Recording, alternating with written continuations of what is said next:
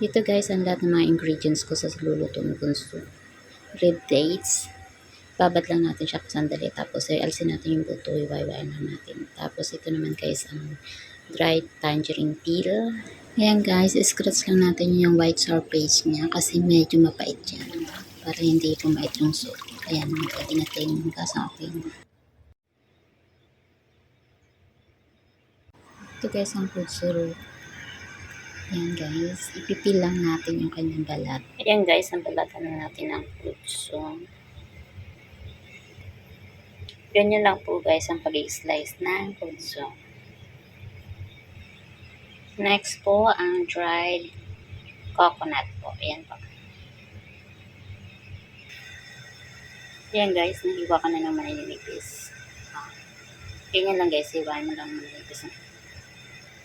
Ito naman guys, ang pork bones. Ayan. Lunch natin ang pork bones para mawala yung kanyang yung amoy at saka yung dugo-dugo. So yan, okay na.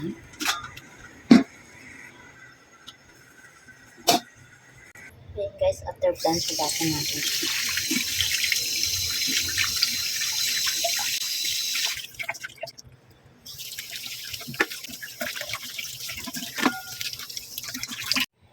Ayan guys, malinis na yung pork bones.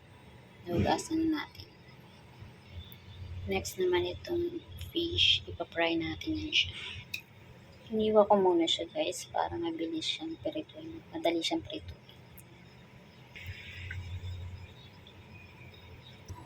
Yan, makalagay natin bulat guys.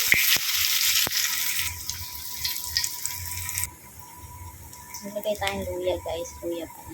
Ginger.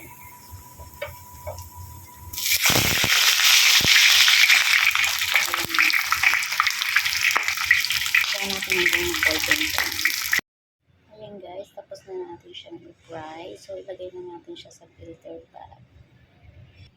Ilagay natin siya dito. Ayan guys, gaso natin.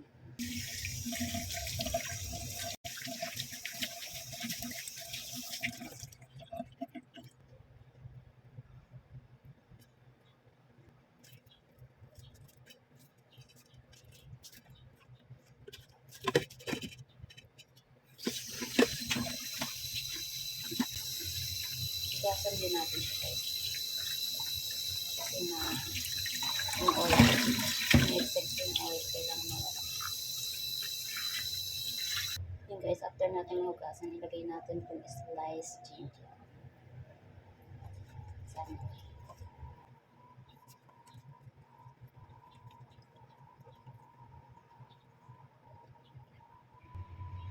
Ayan, okay na siya guys.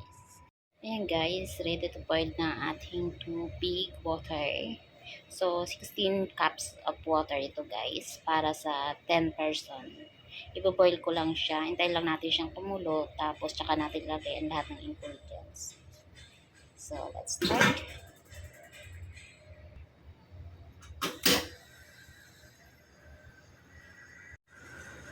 Ayan guys, nag-boil ng ating tubig. So, ilagay na natin ang lahat ng ingredients.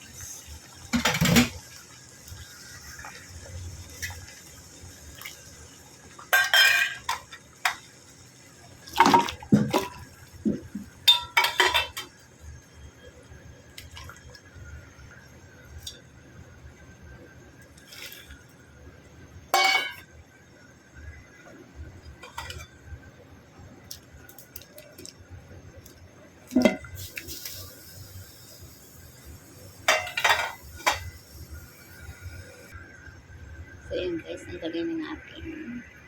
Tayo na lang natin kung kumulo siya. Ayan guys, nagbo-boil na siya. So, kailangan natin iangat ng konti yung takip kasi maano siya bumubulo.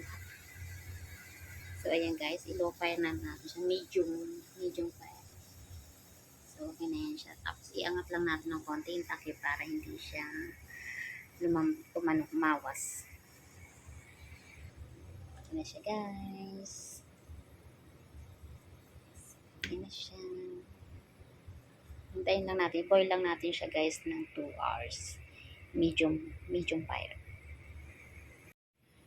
Ayan guys, okay na ang aking soup. After 2 hours. O, diba ang ganda? Teaspoon salt. Teaspoon salt to taste. Para mas ano yung ma-enhance yung lasa niya. Tapos okay na yan siya guys. Off na natin. Ayan guys, ready na ang soup ko. Thank you for watching guys.